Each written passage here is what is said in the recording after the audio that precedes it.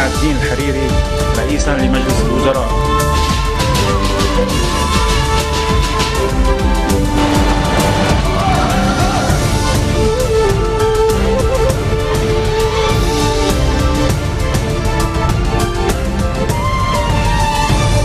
Bonjour à tous, merci de nous rejoindre sur Futur TV pour cette nouvelle édition de la rédaction. Tout de suite les titres. Le nouveau gouvernement a tenu son premier conseil des ministres. La réunion s'est clôturée par une déclaration ministérielle. Deux principaux axes en ressortent, la stabilité sécuritaire et la priorité donnée aux dossiers qui tiennent à cœur aux Libanais. Les derniers habitants attendent sous la neige leur évacuation d'Alep. Les opérations dans la deuxième ville de Syrie se font à un rythme irrégulier. La police allemande est à la recherche d'un Tunisien après les attaques de Berlin. Un document d'identité lui appartenant a été retrouvé dans le camion qui a foncé sur un marché de Noël lundi. Le nouveau gouvernement a donc tenu son premier conseil des ministres au palais présidentiel de Baabda. La réunion s'est déroulée en présence du chef de l'État, Michel Aoun. Elle s'est clôturée par une déclaration ministérielle prononcée par le ministre de l'Information, Melhem Riachi. Le texte met en avant la stabilité sécuritaire et le fait d'accorder la priorité aux dossiers qui tiennent à cœur au peuple libanais. Melhem Riachi a enfin indiqué que les prochaines séances du gouvernement se tiendront tous les mercredis. La commission chargée de la rédaction de la déclaration ministérielle tiendra sa première réunion à 17h au Grand Sérail. À Ain el-Helwe, deux ressortissants palestiniens, dont un militant du groupe islamiste Fatah al-Islam, ont été tués dans le camp. L'islamiste Samer Homayed, alias Samer Nejme, a été abattu par balle. Le deuxième individu, Abed Saleh, a succombé à ses blessures. Au terme d'un accord très ancien, l'armée libanaise ne pénètre jamais dans le camp de réfugiés palestiniens où les tensions sont vives. La sécurité y est assurée par les factions palestiniennes. Le ministre français des Affaires étrangères, Jean-Marc Ayrault, est attendu ce soir à Beyrouth. Il doit rencontrer dans les prochaines heures les plus importants responsables libanais. Il s'agit de la première visite d'un responsable français de haut rang depuis l'élection de Michel Aoun à la tête de l'État le 31 octobre dernier et la formation du gouvernement de Saad Hariri, annoncée dimanche dernier. Et puis Hossein Shah el-Islam, conseiller du chef de la diplomatie iranienne, est également attendu au Liban. Dans la soirée, le ministre iranien de la Santé, Amir Mohsen Diahi, est lui aussi attendu dans les 2 prochains jours.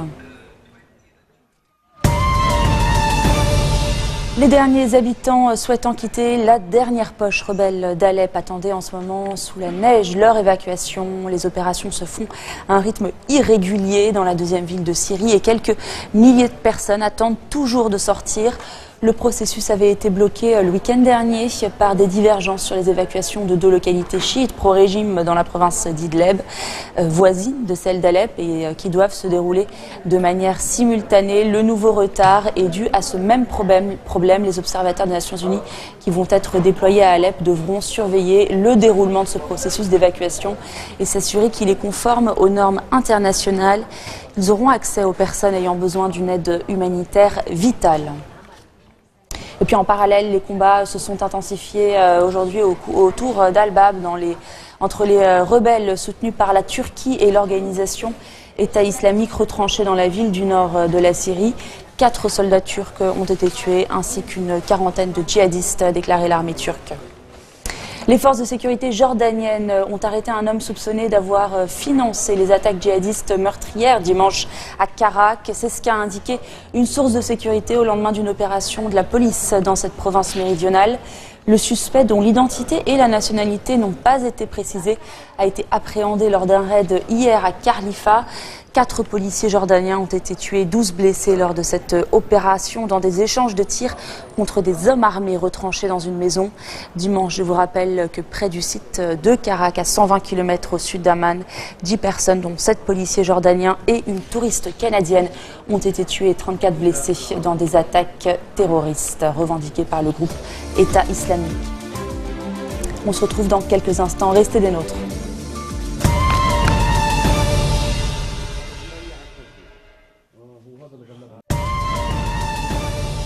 La police allemande est à la recherche d'un Tunisien. Un document d'identité lui appartenant a été retrouvé dans le camion qui a foncé sur un marché de Noël lundi soir à Berlin. Selon des informations du quotidien Bild et de la Allgemeine Zeitung de Mayence, l'homme est connu sous 3 identités et 3 âges différents. Selon le site de l'hebdomadaire Der Spiegel, il est originaire du sud à Tataouine. Le ministre de l'Intérieur allemand que vous voyez à l'écran appelle cependant les médias à interpréter ces informations avec prudence. Au moins 26 personnes ont été tuées mardi dans l'explosion d'un marché de feux d'artifice à Tultepec, près de Mexico. L'explosion s'est produite dans l'après-midi. Un premier bilan a fait état de 9 morts. Sur ces images amateurs prises depuis une voiture, on peut voir des explosions secouer cette zone de la banlieue de Mexico. Conséquence d'un incident sur un marché de feux d'artifice, une flamme a déclenché une réaction en chaîne, impossible à maîtriser. Il y a eu plusieurs explosions et nous avons vu de la fumée. On pensait qu'il s'agissait de la station-service, mais on a rapidement vu que c'était des feux d'artifice. Avec le bruit, on est venu voir si on pouvait aider. Les pompiers ont dû attendre que toutes les fusées soient déclenchées pour intervenir. Et lorsque la fumée se dissipe, il ne reste plus rien du marché. Bilan, plusieurs dizaines de morts au moins et autant de blessés. Face à la gravité de la situation, l'armée a dû venir en renfort pour aider des services de secours débordés. La première chose à faire a été d'atténuer le feu qui était très intense. Comme vous pouvez le voir, la quasi-totalité du marché a disparu. À ce stade, il est très difficile d'accéder à la zone. Les feux d'artifice sont très prisés des Mexicains à l'occasion des fêtes de fin d'année. La ville de Tultepec est tristement réputée pour ses accidents. En 2005 et 2006, 2 incidents similaires ont eu lieu au même endroit.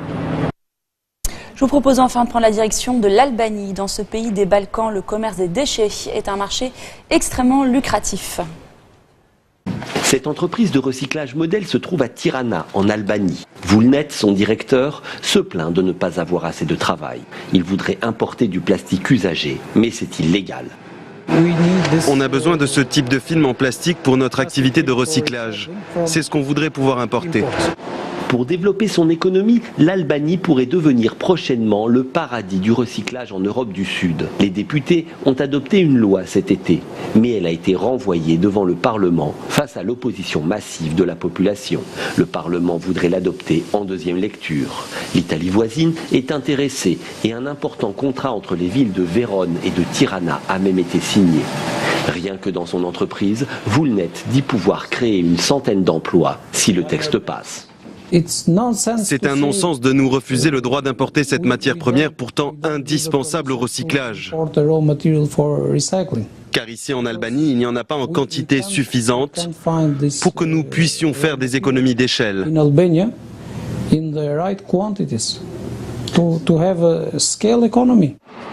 Les écologistes se mobilisent comme Adriatique qui prépare la prochaine manifestation pour empêcher le Parlement de passer en force. En Albanie, l'État est faible, la corruption omniprésente. La crainte des associations est que les déchets recyclables cachent l'arrivée incontrôlée de tonnes d'ordures comme par le passé.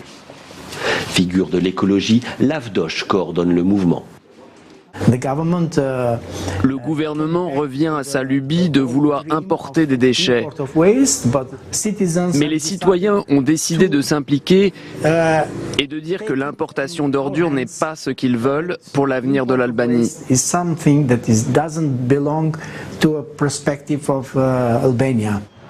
Le face-à-face ne date pas d'hier. En 2013, les associations avaient déjà dit non à l'importation des déchets. Cette fois, elles veulent empêcher un vote à la sauvette. La mobilisation doit être massive. Nous organisons ici la société civile en vue de la prochaine manifestation qui se tiendra devant le Parlement. Les députés vont en effet débattre à nouveau de cette loi puisque suite à notre mobilisation, le président avait décidé de renvoyer ce projet de loi devant le Parlement. À moins d'1 an des législatives, le Parlement est divisé. Édouard Chalsi se démène pour la loi qu'il a contribué à écrire. Pour le député, l'Albanie va enfin se doter d'une vraie filière de recyclage. Et toutes les précautions sont prises pour empêcher l'importation incontrôlée de déchets polluants. Il est très important de comprendre que tout ce brouhaha qui voudrait faire croire que l'on va transformer l'Albanie en immense dépotoir, c'est faux. Ce n'est tout simplement pas vrai. Nous allons juste autoriser l'importation de ce que l'Union européenne qualifierait de matières premières secondaires. C'est du recyclage de déchets. You called in European Union secondary raw material, recycling waste. L'Albanie pourrait-elle faire face à une importation soudaine de déchets? À 24 ans, Fazile en paraît 50. Elle est l'un des 30 000 travailleurs non déclarés du recyclage. Elle revend à des intermédiaires informels qui alimentent les entreprises de ce secteur. J'ai quitté la maison à 7h30 et j'ai travaillé jusqu'à environ 10h. J'ai gagné que très peu d'argent, à peine 400 lek. J'ai une famille, 4 filles et un mari, et en tout nous sommes 6 à la maison. En pleine polémique, un recycleur est mort dans une décharge en septembre. Le journaliste Artan Rama a enquêté sur la filière. Son émission a été supprimée. Le reportage dévoilait les incohérences entre le discours officiel et la réalité du terrain. Ce pays n'a pas les moyens de contrôler ses frontières. Ce pays n'a pas les moyens de contrôler les trafics de sa police. Comment ce pays peut-il espérer contrôler ce qui arrive sur son sol avec si peu de moyens, si peu de capacités ? Les différents services sont incapables d'appliquer les lois et n'arrivent pas à sécuriser ni son territoire ni sa frontière. À la surprise générale, le Parlement a reporté le vote. « C'est vous les déchets !» crient les protestataires. Mais ils ne sont que quelques centaines devant l'Assemblée. Il y a un manque de transparence de la part du gouvernement. Le peuple n'est pas consulté. On n'arrive même pas à recycler nos propres déchets, à peine 20%, alors leur projet ne devrait pas être la priorité. Face à l'opposition populaire, il n'est pas sûr que le gouvernement réussisse à faire adopter la loi. Déjà, au début des années 2000, des milliers de tonnes de déchets avaient été importés sans contrôle. Récemment, Europol a mis en évidence un trafic de déchets à l'échelle européenne. L'Albanie en serait l'un des principaux pays destinataires. Ces dernières années, les douanes italiennes ont même intercepté plusieurs fois des chargements illégaux à destination du pays. Candidate à l'entrée dans l'Union européenne, l'Albanie devra obligatoirement régler son problème de gestion des déchets. Elle est bien loin de l'avoir fait à l'heure actuelle. C'est la fin de cette édition. Voici le rappel des titres qui ont marqué l'actualité de cette journée. Le nouveau gouvernement a tenu son premier conseil des ministres. La réunion s'est clôturée par une déclaration ministérielle. 2 principaux axes en ressortent, la stabilité sécuritaire et la priorité aux dossiers qui tiennent à cœur aux Libanais. Les derniers habitants attendent sous la neige leur évacuation à Alep. Les opérations se font à un rythme irrégulier.